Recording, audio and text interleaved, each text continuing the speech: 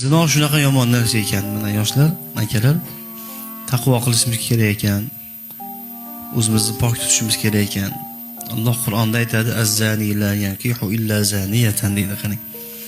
Az-zani la yankihu illa zaniyatan degani soddaroq qilib aytadigan bo'lsa, ey bandam, zino qilsang, o'sha zino qilgan ayolga uylanasan degan. Au mushrika. Zino qiladigan erkak zino qiladigan ayolga mos. Zino qiladigan erkak yoki mushrik, bir dindan uzoq, taqvodan, umuman ibodatdan uzoq, shariatdan, tavhiddan, iymondan uzoqga yo'liqtiraman deydi. Shuning uchun akalar, yoshlarimiz, yigitlarimiz o'zimizni sal qo'lga olib, taqvo qilib, Rasululloh nima deganlar? Roza tuting deganlar. Endi Rasululloh aytdilar, qo'ydilar. Bas roza tutingda haqiqatan ham shahvatingiz pasayib, o'zingiz tiyib yurasizlar. Ichimizda uylanmagan bo'ydalar ham ko'pda.